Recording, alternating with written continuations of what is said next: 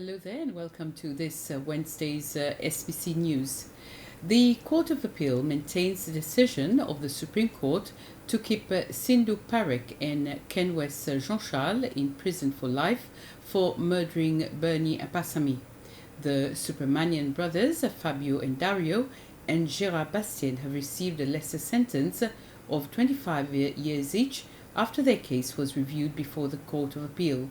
The trio were put behind bars for trafficking of more than 130 kilos of illegal drugs, as well as for human trafficking involving Andy Bistoke, who was found by the Coast Guard aboard an Iranian Dab in November 2021. Those were two of the numerous cases that the appeals court ruled on this morning. In the case of appeal for Kenwes Jean Charles, who was sentenced life in prison for killing Bernie Apassamy, and Sindhu Parekh, who's also serving a life sentence for counseling and procuring in the murder, the court's president, Anthony Fernando, ruled that the sentencing will remain unchanged. So far as the second accused is concerned, he was charged for counsel and procuring the murder of Bernie Apassamy. First accused, who did not know at all of Bernie Apassamy, whose existence he did not, who had nothing against Bernie Apassamy, takes him to a lonely spot in Bougainville and mercilessly and brutally murders him. The appeals of the first appellant and the second appellant are dismissed and their convictions affirmed. The case Parekh was making is that inference was drawn to him opting not to speak in his defense in court. His lawyer, Basil Waro, spoke to the media after the court session. He said he will consult his client on whether to push the case further.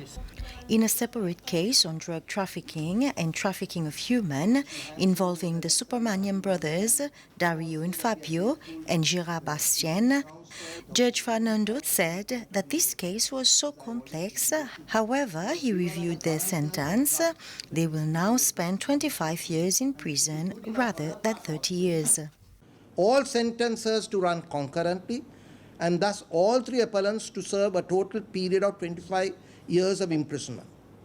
The orders made by the learned sentencing judge in respect of the corpus delicti and the travel restrictions under Section 50 of MODA are maintained.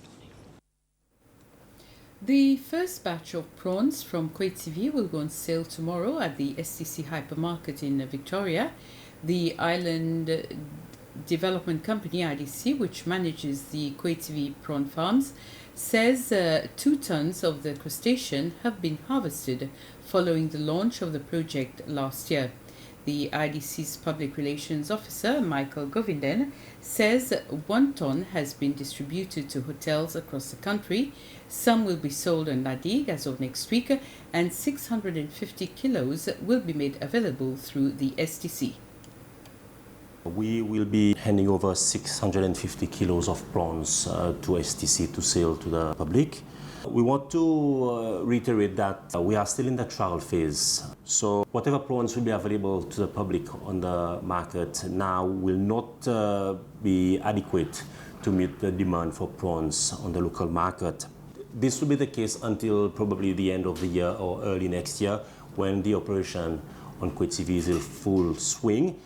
But however, we expect the next batch of prawns to be available on the market during the month of July, and in following months there will also be prawns available. A Seychelles delegation is taking part in the Seafood Expo Global for the first time. This is one of the world's biggest seafood products exhibitions, being held in Barcelona, Spain this year. Due to the cooperation between the ministry responsible for fisheries and the blue economy and the Seychelles Fishing Authority, the delegation includes representatives from the Association of Fish Processors and Exporters of Seychelles. The exhibition showcases seafood products from all over the world. It is a platform where various producers have the chance to network and meet clients and prospective investors. A group of women and young girls have participated in a workshop today at Care House to celebrate World Intellectual Property Day. This year, it's all about can-do attitude of women investors, creators and entrepreneurs. Under the theme Accelerating Innovation and Creativity, the workshop today was meant to encourage women and young girls to take the necessary actions to ensure that their original and creative works are adequately protected. It was also an occasion to emphasize the need for women to be bold enough to set up their own businesses and to aim for success. Addressing the group of women at today's workshop, the Registrar General, Wendy Pierre, stressed that innovation and creativity are two factors that will lead to growth in businesses and ultimately transform the economy. This year's theme serves to remind us of the growing role of women as innovators, creators, and entrepreneurs, and how this is helping to better shape and design the futures of our communities and societies. Nonetheless, we remain convinced that there are still a lot to be done, and we are just barely scratching the surface of the real potentials of our women, because huge and even unreasonable hurdles still exist, preventing their maximum participation.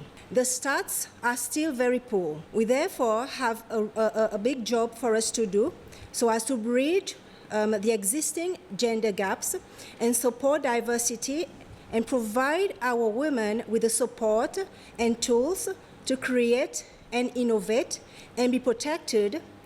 And this is where the IP as a tool is very useful. We should therefore focus our efforts towards raising more awareness of our women on how to use the IP and on its great benefits in realizing their works into commercial assets. The police have announced that both ways of the stretch of road from the Roshkheimer roundabout and Eden Island roundabout will be closed tomorrow as of 9 to 11:30 a.m. The temporary closure is to allow the police department and other authorities to conduct works on that stretch of road following the fatal accident that happened last Friday. For this reason, motorists are asked to use alternative roads during that time. Those are our main stories so far this Wednesday evening. Join us again at 8. Bye for now.